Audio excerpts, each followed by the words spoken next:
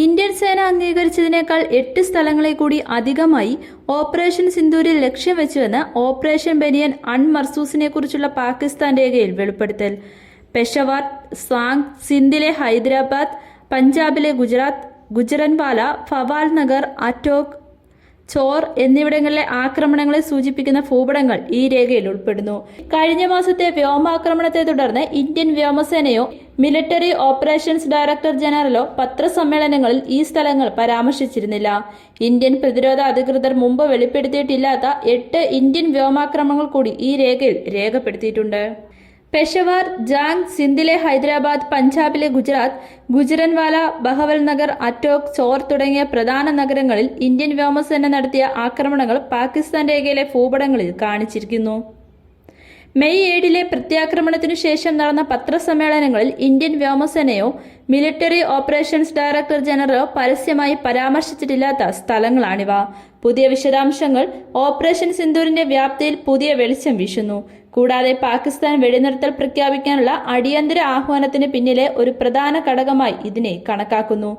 ഇന്ത്യക്ക് കനത്ത നാശനഷ്ടങ്ങൾ വരുത്തിയെന്ന ഇസ്ലാമാബാദിന്റെ മുൻ അവകാശവാദങ്ങൾക്ക് വിരുദ്ധമാണ് ഈ രേഖ.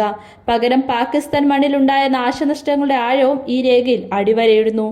പഹൽഗാം ഭീകരാക്രമണത്തിന് പ്രതികാരമായി പാകിസ്ഥാൻ അധിനിവേശ കാശ്മീരിലുടനീളമുള്ള പ്രധാന ഭീകര കേന്ദ്രങ്ങൾ ലക്ഷ്യമിട്ടതുൾപ്പെടെ ആക്രമണത്തിന്റെ വ്യാപ്തി ഇന്ത്യൻ പ്രതിരോധം ഇതിനകം തന്നെ വിശദീകരിച്ചിരുന്നു. ഏപ്രിൽ 22 പഹൽഗാം ആക്രമണവുമായി അതിർത്തി കടന്നുള്ള ബന്ധം കണ്ടെത്തിയതിനെ തുടർന്ന് മെയ് 7 ഇന്ത്യ ഓപ്പറേഷൻ സിന്ദൂർ ആരംഭിച്ചിരുന്നു. ലഷ്കർ-ഇ-തൊയ്ബ, ജെയ്ഷെ-ഇ-മുഹമ്മദ്, ഹിസ്ബുൾ മുജാഹിദീൻ തുടങ്ങിയ ഭീകര സംഘടനകളുടെ ക്യാമ്പുകൾ ഉൾപ്പെടെ പാകിസ്ഥാനിലെയും POKയിലെയും 9 ഭീകര കേന്ദ്രങ്ങൾ ഇന്ത്യൻ സായുധ സേന തകർത്തു. 100-ലധികം ഭീകരരെ വധിക്കുകയും ചെയ്തു. ഇന്ത്യൻ സായുധ സേനയുടെ രാത്രികാല ഓപ്പറേഷനുകൾക്ക് ശേഷം പാകിസ്ഥാൻ സൈന്യം ഇന്ത്യയുടെ പടിഞ്ഞാറൻ ഭാഗങ്ങളിൽ ഡ്രോണുകളും മിസൈലുകളും വിക്ഷേപിച്ചു. അത് വിജയകരമായി തടയുകയും ചെയ്തു. മറുപടിയായി പാകിസ്ഥാൻ പ്രദേശത്തിനുള്ളിലെ തിരഞ്ഞെടുത്ത സൈനിക ലക്ഷ്യങ്ങളിൽ ഇന്ത്യ ആക്രമണം നടത്തി. മെയ് 10 ഇരു രാജ്യങ്ങളും വെടിനിർത്തൽ കരാറിലെത്തി. സൈനിക നടപടികൾ ഉടനടി നിർത്തിവെക്കാൻ തീരുമാനിച്ചു. പഹൽഗാമിൽ ആക്രമണം ആവർത്തിച്ചാൽ ഇന്ത്യയുടെ സായുധ സേന ശക്തമായ പ്രത്യാക്രമണം നടത്തുമെന്ന് പ്രധാനമന്ത്രി നരേന്ദ്രമോദി തീവ്രവാദ ഗ്രൂപ്പുകൾക്കും ഭീകരർക്കും മുന്നറിയിപ്പ് നൽകി. ഓപ്പറേഷൻ സിന്ദൂർ പുതിയ സാധാരണത്വമാണ്. മെയ് 12 രാജ്യത്തെ അഭിസംബോധന ചെയ്തുകൊണ്ട് അദ്ദേഹം പറഞ്ഞിരുന്നു.